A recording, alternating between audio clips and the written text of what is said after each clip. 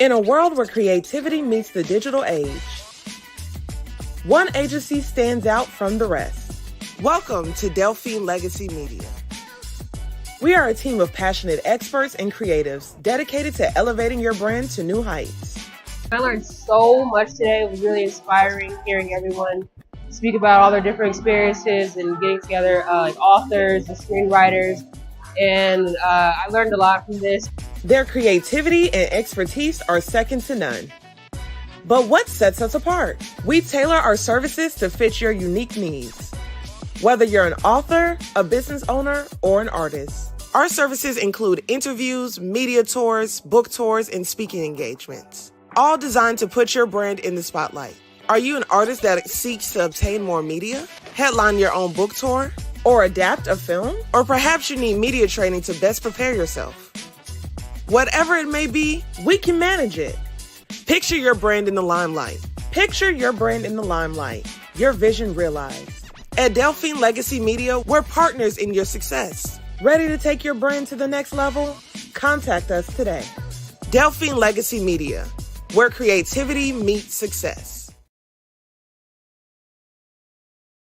Late night, good morning, creatives.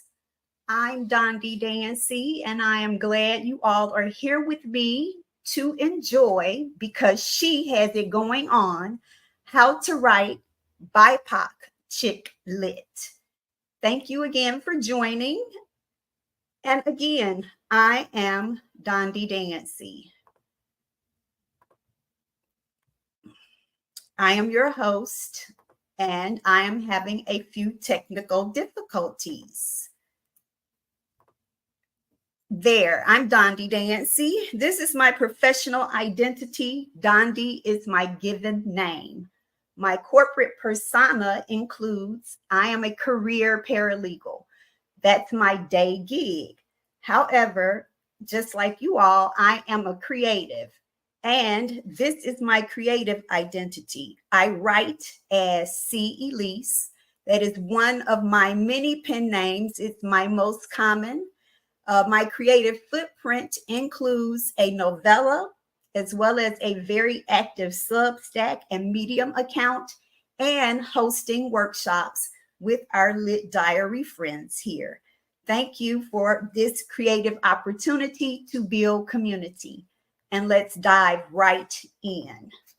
So on the surface, chick lit is pretty much modern women's literature. It's contemporary, specifically because it focuses on the lives of women as they are now. It's woman-centric.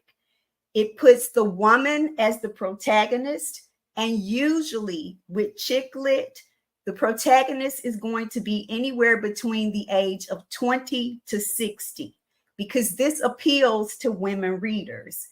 The protagonist is going to be very, very relatable. So she's going to have lots of very close and genuine friendships. She's going to have some type of career, and we'll go more into the career later. And she will have romantic relationships, and we'll also go into that later. Typically, chick lit is written by women. But again, I want to point out there is such a thing as a pen name. So whether or not gentlemen are writing chick lit, we're not here to argue that point. We're just here to discuss what it is and how to write it from a more diverse perspective. Again, it's attracted to very smart women. And usually your protagonist is not only going to be relatable, but she's also going to be ethical.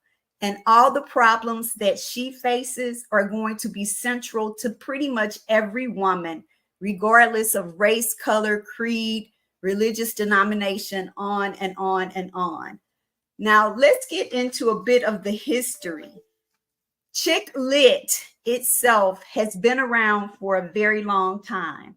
It goes back as far as the 1800s, when Jane Austen wrote Sense and Sensibility, because that book was pretty much about three sisters who were coming of age.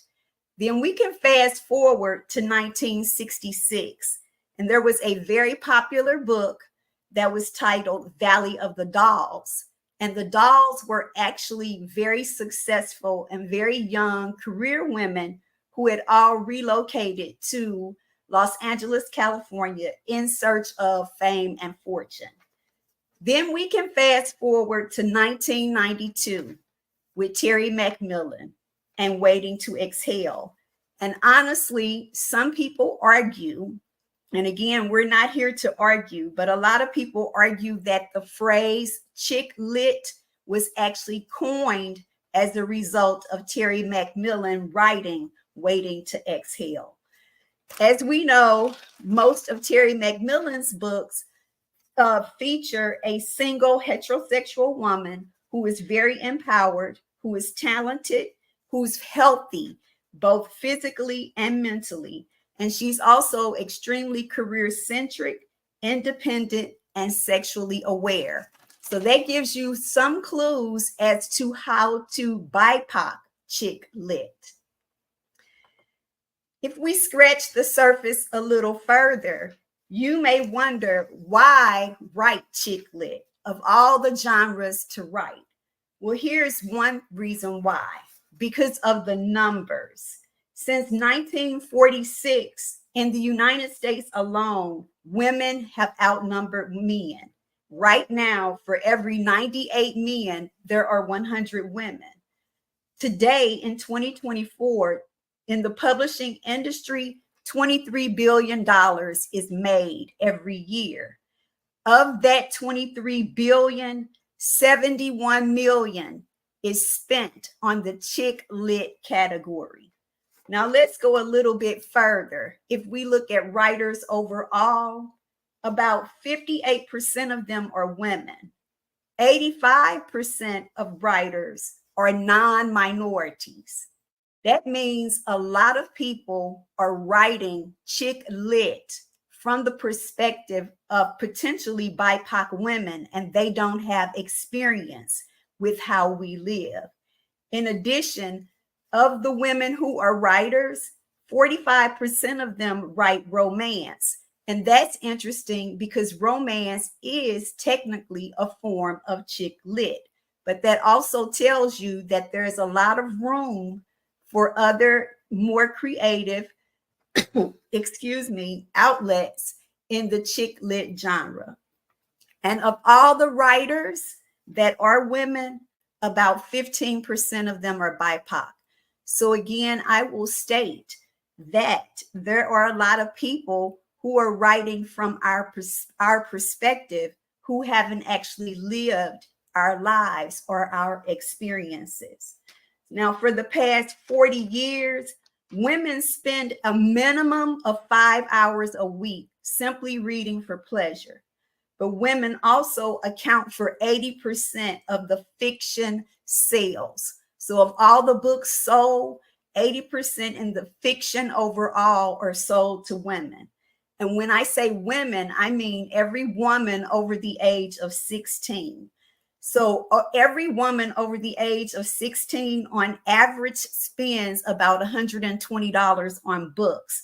That's opposed to about $70 that is spent by men ages 16 and above. So if you need any other reason to write chick lit, you have almost a guaranteed readership. And there is a lot of opportunity for you to create your way creatively, as well as to trend your creativity into potential money. So the science of writing chick lit, pretty much when it gets to the key elements, they're just like every other story. And you, the writer, know to have a great story, you need characters, you need setting, and you need plot. And more importantly, you need the story to be immersive because you want people to not put it down. You want it to be experiential. You want someone to feel as if they are taking part of what they're actually reading. And you want it to be vivid. No one wants to read anything dry or boring or just out and out, just something that is a snore fest. So again, we're here to talk about how to make it a little bit more diverse. So some of the considerations that you, the writer, want to throw in as you write, again, this is female-oriented writing. It's literature. So it should mirror contemporary society, regardless as to where you fall on the BIPOC spectrum. You should make sure if your primary character is Latina or Hispanic, that it should represent what is happening in that community from a contemporary perspective. It should speak personally to the women that you want to read your book. And it should also have relatable and very familiar choices that your characters are going to make. Because again, your target audience is women. You want this to be relationship focused. And that's why romance has an element of chick lit. It may or may not be all out romance, full on, she's out to get the guy or looking for the man of her dreams. But let's be honest, in contemporary society, regardless as to what your race is, if you're heterosexual, you are dating a guy or you're looking for a guy to date unless you're married. It's also going to include characters that do a lot of big spending. Now, how you define big spending is entirely up to you. You're the creative. And as creatives, we can create, again, an immersive experience.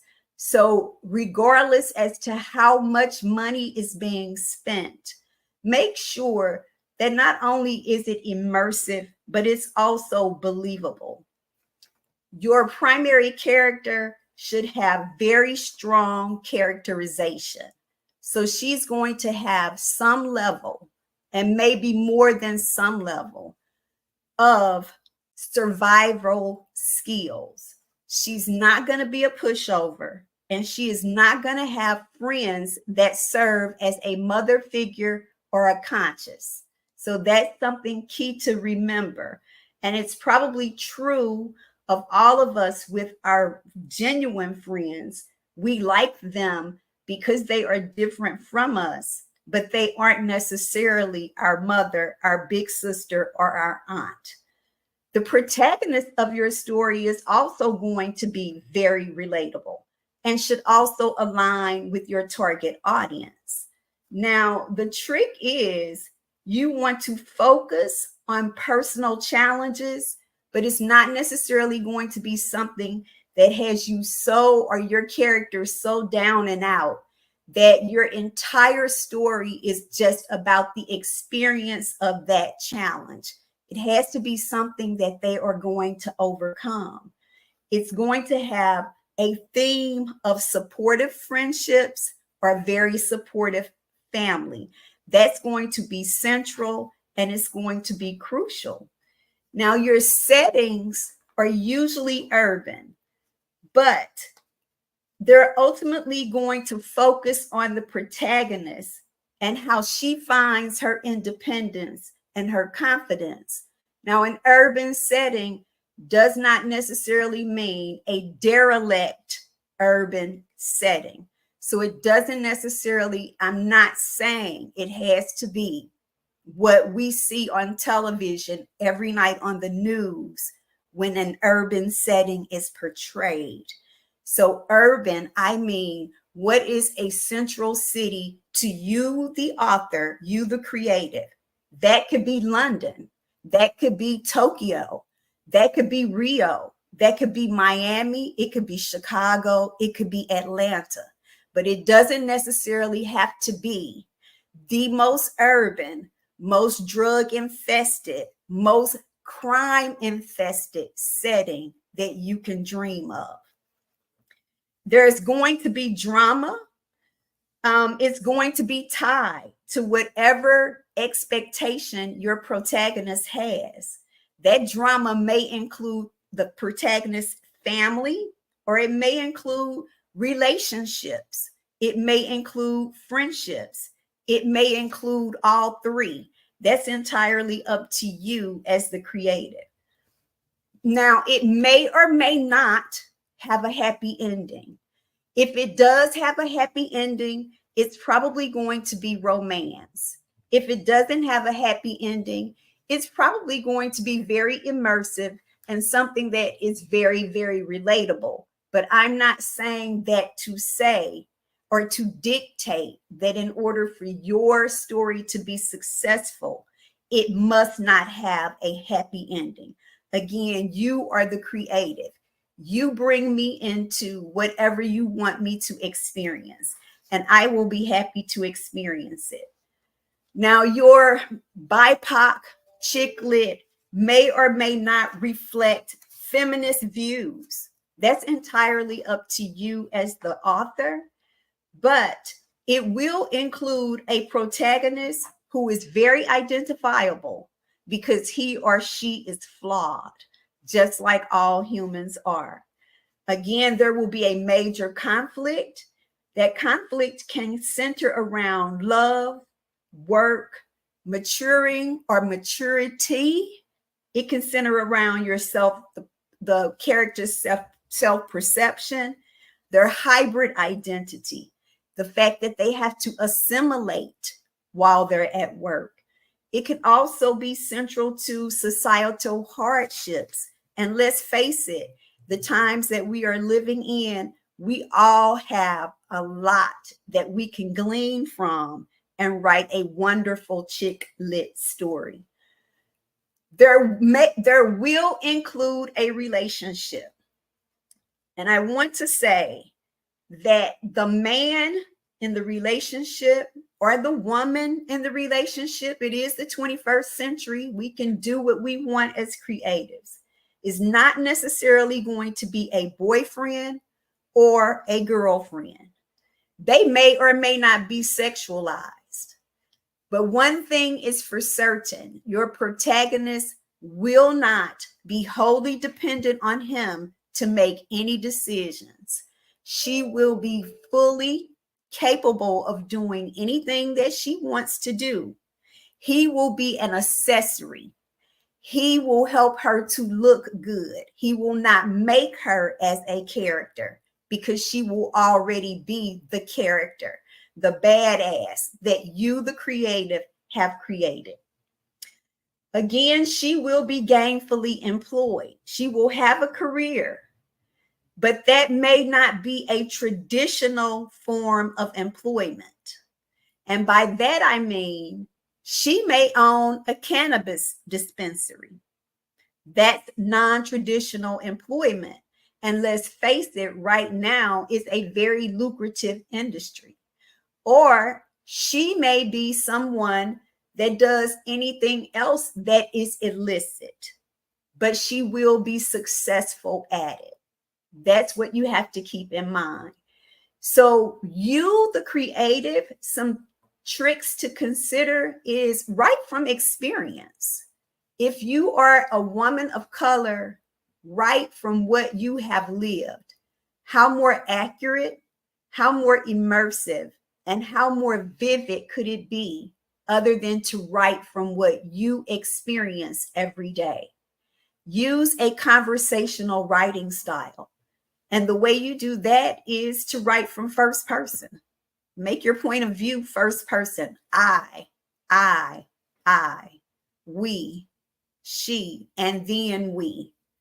Also, focus on the intimate everyday. So again, because these stories, friendships and family are going to be integral and important, the intimate everyday could include something as insignificant as your primary character making it a point to call her mother every morning and ask her how was her morning cup of coffee. Also, some other things you want to consider because you're writing for ethnic readers. Don't sugarcoat racial issues. Again, write from what you experience. If you've experienced a racial insensitivity, it's never going to feel good. You're never going to feel sweet while it's happening. you're certainly not going to feel well after it has occurred. So please do not sugarcoat it. Usually, again, the ending will be a very good ending, but not necessarily a happy ending. It may include some narration that speaks to the harm of assimilation. You don't have to go into a deep diatribe. We're living it, we experience it, but you can touch on it. If your setting is a workplace, touch on the fact of how it feels when you get out of your car in the morning and you know that you are the only, and you have to go into this room or this building and deal with microaggression for the next 8 hours. Keep it real, keep it vivid. It may include racial reckoning. It does not have to, but it can. That's entirely up to you. The dialogue will always include disagreements. I did not say arguments. I said disagreements, because let's be honest, everyone, with your friends and family, not everything is peaches and cream. Not everything is cookies and milk. You're going to have disagreements with people. You're not necessarily going to have an all-out knockdown, drag out fist fight. Not everyone's going to draw a gun or bust a bottle open and want to cut someone's throat, but you're going to have disagreements. And if you are a strong woman yourself, you know that a protagonist is not always going to back down. You know that. So keep that in mind. Don't make her a punk butt. Keep her real. The dialogue will also include cultural references.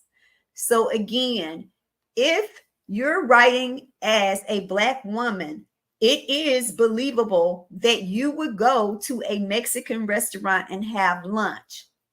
But you don't have to go into all of this great detail about what happened in the restaurant, because me as a Black woman reader, I am probably not going to focus that closely on the restaurant.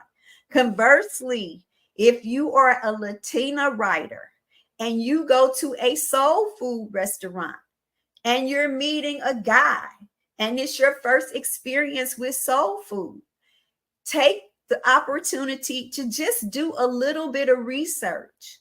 If you're going to use references to other cultures, do your research. Make it believable. Don't make it offensive. Make it believable. You want to draw your readers in. So I want to talk about creative influence. And by that, I want to talk about your starring role. So your boss babe, your protagonist, again, make her believable. And we all have done it. We've all sat back and played the when I get big game. Just think about when you were a young lady, what you thought your ideal job should be. Create that for your primary character. Take some time to create her, and not only her, the women and men that she interacts with and she has her friendships with. And something else I would like to point out that is also very believable in all minority communities. It is not uncommon for a straight woman to interact with or have friends that are LGBTQ. So if you're going to be diverse, don't be myopically diverse. Be as creatively diverse as you feel comfortable with, as you feel you have the time and opportunity to research and make your characters believable. But again, think about the culture that you live in, the society that you live in. You can be a church lady. Your primary character can be a church lady, but she can have a girlfriend that smokes weed, that she tells all her sordid secrets to. That is very believable. Not so troublesome man. not so troublesome men. It is worth it to point out that not every relationship that a strong woman has is with a guy who is mentally inferior to her. So if your character, your primary character, is going to have this dude in her life, please make him compatible to her.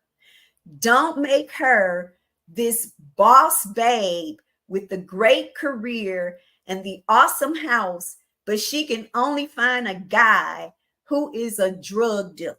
That is very unfair, and it is also very stereotypical. And as creatives, we can create whatever we like, but we also are charged with breaking down a lot of stereotypes. Again, make it believable. Make it very believable.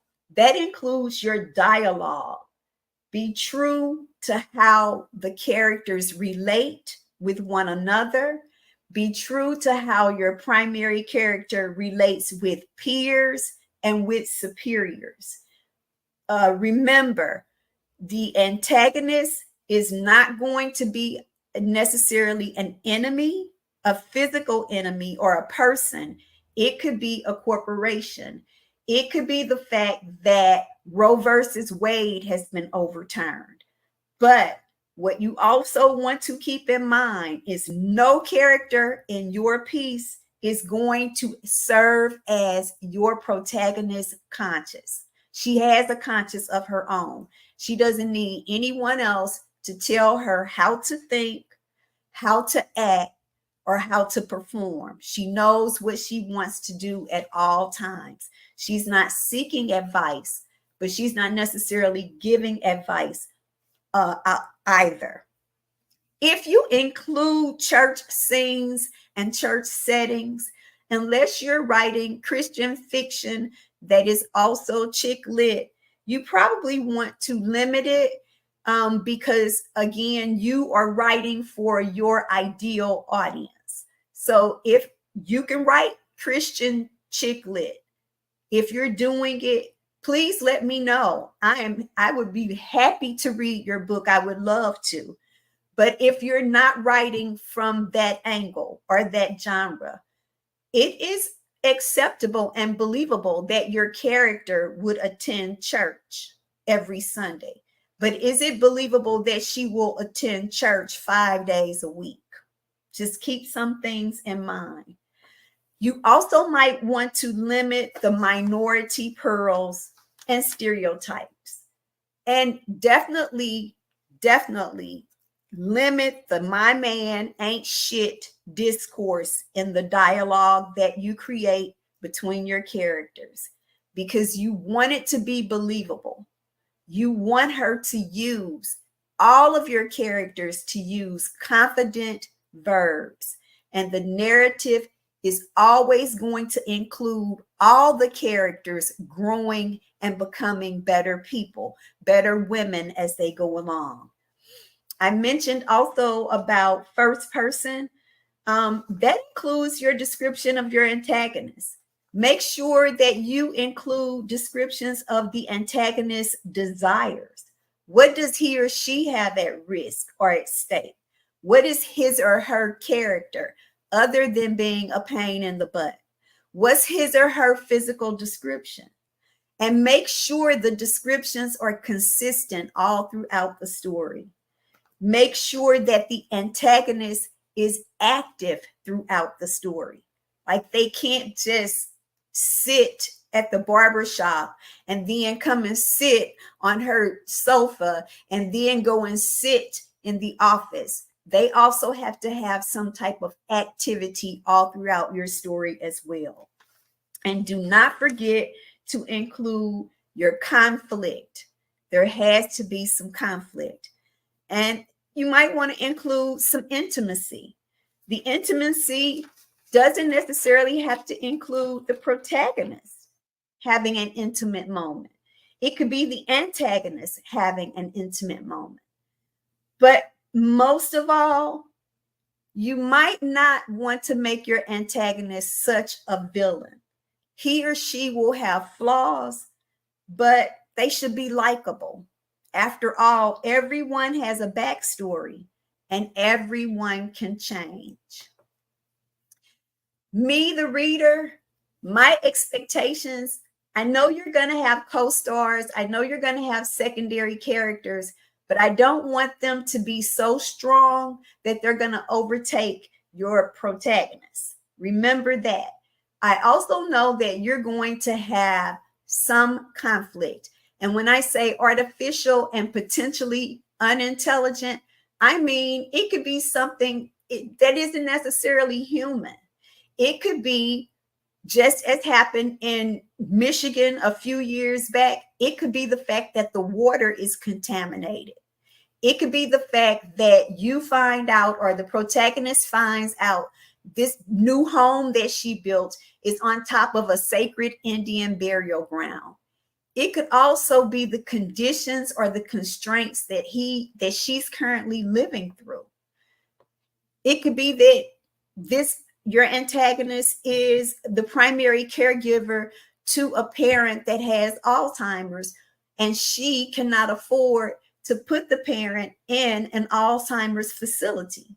So, and that could create the conflict of, where does she get the money to make sure that her mother gets the care that she needs? So it doesn't necessarily have to include two minority women fighting over a man, two minority women competing for the same job. It doesn't have to, the conflict doesn't have to be between the women at all. It can be your protagonist against something that is so big and so inanimate that the average person will think there's no way she's gonna win. But you, the creative, you've got to make it happen. Make us believe that she is going to win. And in summary, I will say once again, I want to have an awesome experience.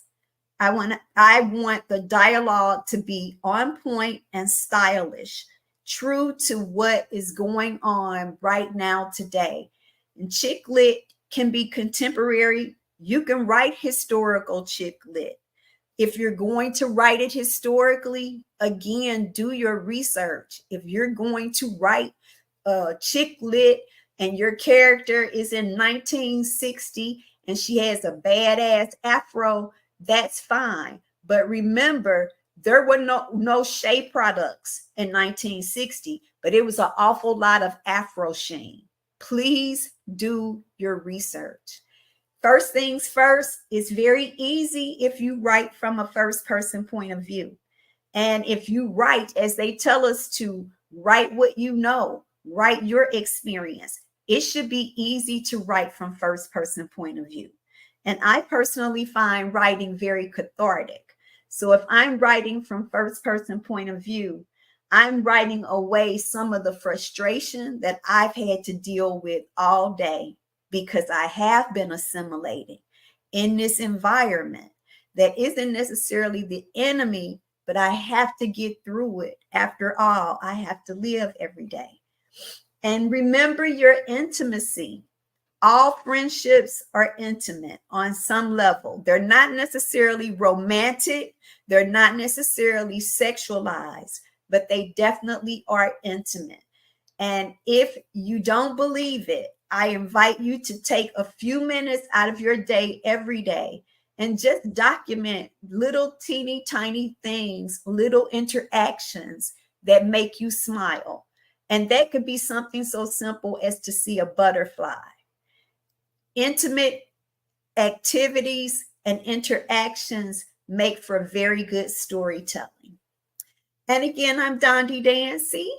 This was How to Write BIPOC Chick Lit, because she has it going on. And I hope you enjoyed it. I very much enjoyed the opportunity to present this afternoon. And I hope to see you all virtually again very soon.